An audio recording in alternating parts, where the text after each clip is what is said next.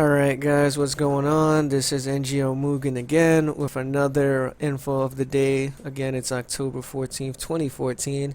And right now we're talking about the Destiny Hotfix update 1.0.2.2, which basically went live today for some people later than others. But I would like to discuss of what the update is and how will it really affect more of the players that play the actual game, especially for people who play PvP and people who play PvE. Alright, let's dive into it. So basically it's just summarizing that it came out today on October 14th. It has a couple of weapon balances, also some exotic balances, and also for the Vault of Glass. So let's read, shall we? For the general, fixed a bug where the Valkyrie 05X ship was the same as the Aurora Lance. So basically what that means is that some of the ships, when you identify the schematics, it will look similar to this ship when you specifically get this. So that's what that means. Now on for the classes. For the Titan, Unbreakable fixed an issue with the perk granting more agility than intended. So with that move for that class of the Titan, it will basically allow the Titan to have more agility than usual. So they remove that and they put it back to a normal stat. For the Warlock, Brimstone, the perk where you can now activate if player is airborne. So you don't have to be on the ground to activate this Brimstone perk, which is fantastic for me because I'm a Warlock. Weapons. General, fix issues related to quick weapon swapping. Okay, that's not really a big deal to me. Auto rifles, base damage decreased by 2%, reduced precision damage multiplier from 1.50 to 1.25. Headshot bonuses, stability decreased by 4% to 17%, driven by the stat value. Alright, so basically what this means is that the auto rifles did get nerfed in every sense. So your headshot bonus, your base damage bonus, and your stability is all decreased. It's all nerfed. So people who have auto rifles are going to have to get used to that.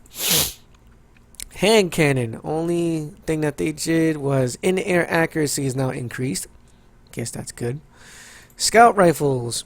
Base damage increased by 6%. Damage versus alien combatants increased by 6% to 25% based on the tier.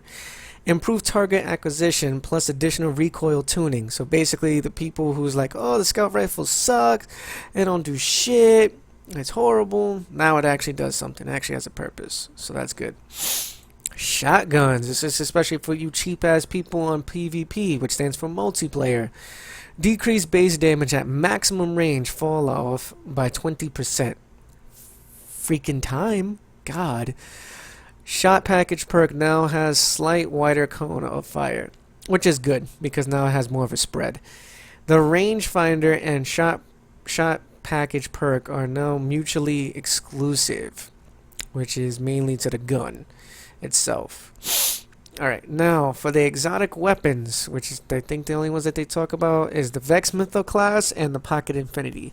The Vex Mytho class is basically a weapon that you can acquire on hard mode if you do the Vault of Glass raid. The base damage is decreased by 34%, so no longer will it be cheap. But it has increased precision damage multiplier from 1.25 to 1.50. So if you're really good with the gun and you get headshots, you're still golden. But base as in body damage doesn't do nothing. Pocket Infinity. Enhanced battery perk has now been replaced with the speed reload perk. I guess that's good. I don't have the gun, so I wouldn't know. Perks itself. The metal detector fixed a bug that prevents this perk from actually providing additional ammo. And lightweight fixed a bug that allowed additional agility supply even when a weapon was stowed. Alright, activities. This stands for like actual story stuff. Strikes. Ingram rewards from strikes will now appear in the post-game activity summary. Raid Vault of Glass. When you encounter the Templar, which is basically, the first boss, after you do the oracles and defend the conflux and stuff like that, the kill volume added to sniper platforms to prevent players from sitting on top of them. So basically what this means is if you try to glitch up to the top of the pillars where the snipers were to get that cheap ass cover, you will be going into a turn back area, so you can actually die up there now. And the relic is now removed and respawn if the holder leaves the playable area, which is what I was just mentioning. If you go outside the boundary where the snipers normally would sit at, you will get your shield taken, and it will get resetted back to the bottom where the beginning of where it was stationed. And lastly but not least, the Fallen have also retreated from their hold over the rocket yard to discuss a new takeover plan. So only you'll be fighting Hive enemies in the rocket yard. No longer will you be fighting both Fallen and Hive.